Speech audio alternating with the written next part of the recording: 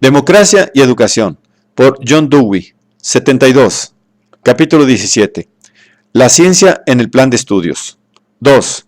La ciencia y el progreso social. Suponiendo que el desarrollo del conocimiento directo obtenido en las ocupaciones de interés social es llevado a una forma lógica perfecta, surge la cuestión respecto a su lugar en la experiencia.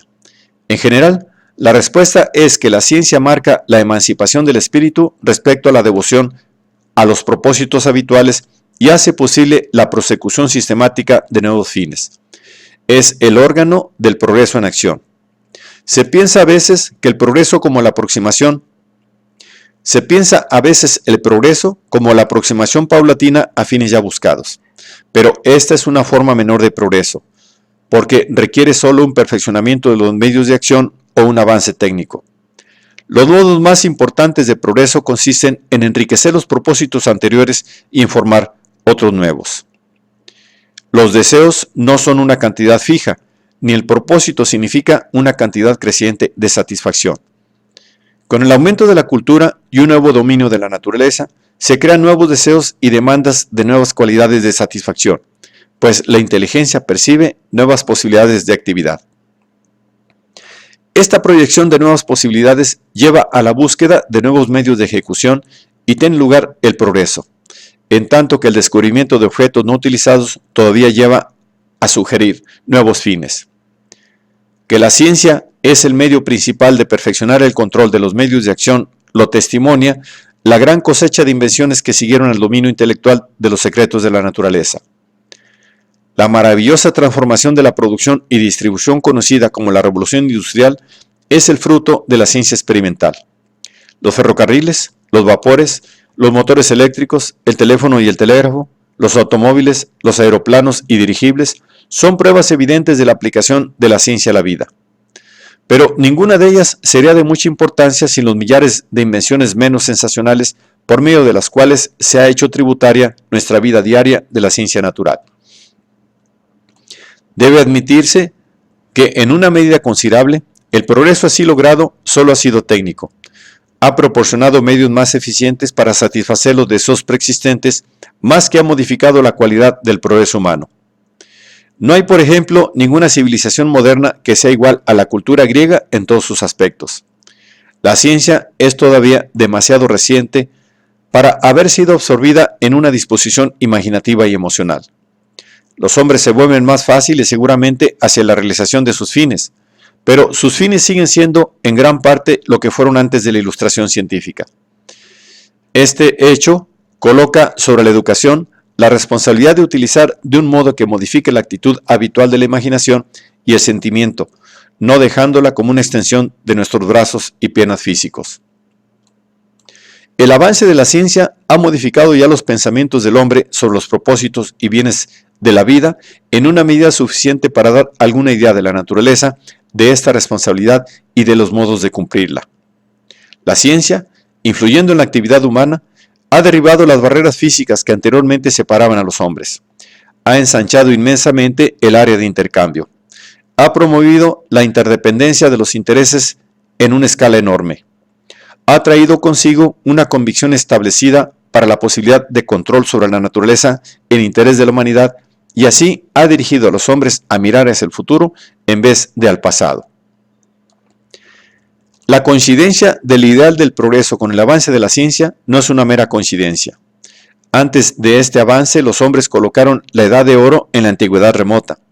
Ahora enfrentan el futuro con una firme creencia de que la inteligencia debidamente empleada puede vencer los males que en otro tiempo pensaron inevitables. Dominar las enfermedades devastadoras no es ya un sueño. La esperanza de abolir la pobreza no es una utopía. La ciencia ha familiarizado a los hombres con la idea del desarrollo, produciendo su efecto prácticamente en la mejora gradual y persistente del estado de nuestra humanidad común. El problema del uso educativo de la ciencia consiste pues en crear una inteligencia fecundada por la ciencia en la posibilidad de la dirección de los asuntos humanos por sí mismos. El método de la ciencia, engranado mediante la educación en el hábito, significa la emancipación de las reglas empíricas y de la rutina engendrada por los procedimientos empíricos. La palabra empírico, en su uso ordinario, no significa conexionado con experimentos, sino más bien lo tosco e irracional. Bajo la influencia de las condiciones creadas por la no existencia de la ciencia experimental, se opuso en todas las filosofías dominantes del pasado la experiencia a la razón y a lo verdaderamente racional. El conocimiento empírico significa el conocimiento acumulado por una multitud de casos pasados, sin una inteligente penetración en los principios de ninguno de ellos. Decir que la medicina era empírica significa que no era científica, sino una forma práctica basada en observaciones acumuladas de las enfermedades y de los remedios usados más o menos al azar. Tal forma de práctica es necesariamente fortuita, depende de la suerte. Lleva por sí misma a la decepción y a la charlatanería. La industria que está empíricamente controlada impide las aplicaciones constructivas de la inteligencia. Depende de seguir en una forma limitativa, servil, los modelos establecidos en el pasado.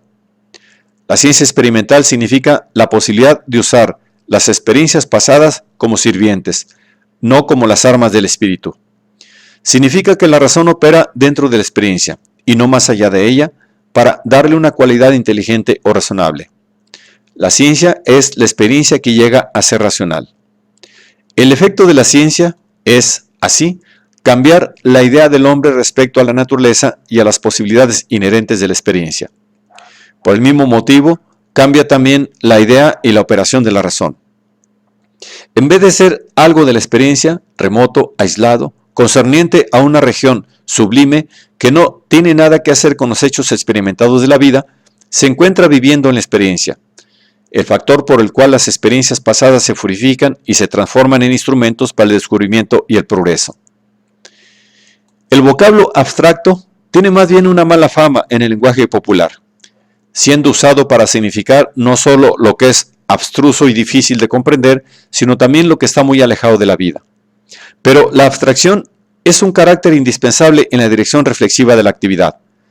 Las situaciones no se repiten literalmente. El hábito trata a las nuevas ocurrencias como si fueran idénticas a las antiguas. Por tanto, es suficiente cuando los elementos diferentes o nuevos son insignificantes para los propósitos presentes.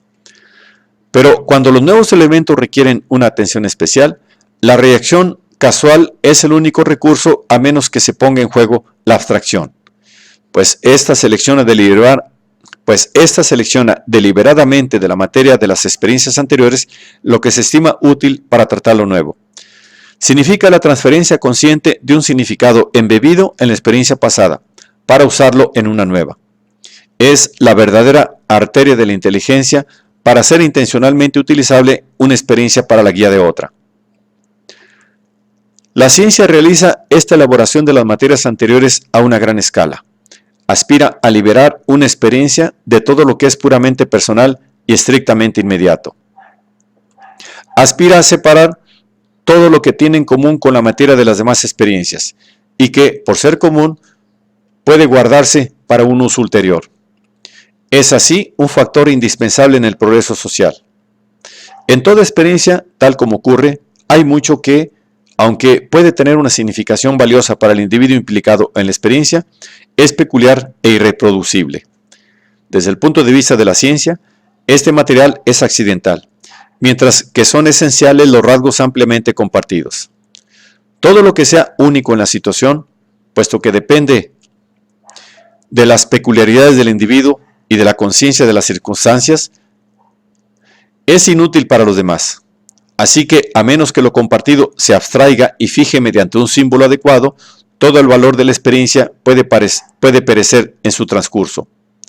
Pero la abstracción y el uso de términos para registrar lo que se abstrae pone el valor neto de la experiencia individual a la disposición permanente de la humanidad. Nadie puede prever en detalle cuándo y cómo puede ser ello de uso ulterior. El hombre de ciencia, al desarrollar sus abstracciones, es como un fabricante de instrumentos intelectuales que no sabe quién los utilizará ni cuándo. Pero los instrumentos intelectuales son infinitamente más flexibles en su campo de adaptación que los instrumentos mecánicos. La generalización es la contrapartida de la abstracción. Es el funcionamiento de una abstracción en su aplicación a una nueva experiencia concreta, su ampliación para aclarar y dirigir nuevas situaciones. La referencia a estas posibles aplicaciones es necesaria para que la abstracción pueda ser fructífera, en vez de un formalismo estéril que acaba en sí mismo. La generalización es esencialmente un recurso social. Cuando los hombres identificaron exclusivamente sus intereses con los de un círculo limitado, sus generalizaciones quedaron igualmente restringidas. El punto de vista no permitió una visión amplia y libre. Los pensamientos del hombre quedaron atados a un espacio contraído y a un tiempo breve. Quedaron limitadas a sus propias costumbres establecidas como una medida de todos los valores posibles. La abstracción y la generalización científica son equivalentes a adoptar el punto de vista de todo hombre, cualquiera que sea su localización en el tiempo y en el espacio. En tanto que esta emancipación de las condiciones y episodios de las experiencias concretas explica el carácter lejano y abstracto de la ciencia, explica también su amplio y libre campo para nuevas aplicaciones fructíferas en la práctica. Los vocablos y las proposiciones registran, fijan y transmiten lo que se abstrae. Un significado separado de una experiencia dada no puede permanecer colgado en el aire. Tiene que adquirir una residencia localizada. Los nombres dan a los significados abstractos un lugar y un cuerpo físico. La formulación no es así una explicación a posteriori o un producto secundario. Es esencial para completar la obra del pensamiento. Las personas conocen muchas cosas que no pueden explicar, pero tal conocimiento permanece siendo práctico, directo y personal. Un individuo puede usarlo para sí mismo. Puede ser capaz de actuar con él eficientemente. Los artistas y los hombres ejecutivos tienen a menudo su conocimiento en ese estado. Pero es personal, intransferible y en cierto sentido instintivo. Para formular el sentido de una experiencia, el hombre tiene que tener conscientemente en cuenta las experiencias de los demás. Tiene que intentar encontrar un punto de vista que incluya las experiencias de los otros tanto como las suyas. De otro modo, no puede comprenderse su comunicación. Habla un lenguaje que nadie conoce. Mientras que el arte literario proporciona el éxito supremo al expresar las experiencias de modo que sean vitalmente significativas para los demás, el vocabulario de la ciencia está ideado en otra forma, para expresar el sentido de las cosas experimentadas en símbolos que conocerá todo el que estudie la ciencia.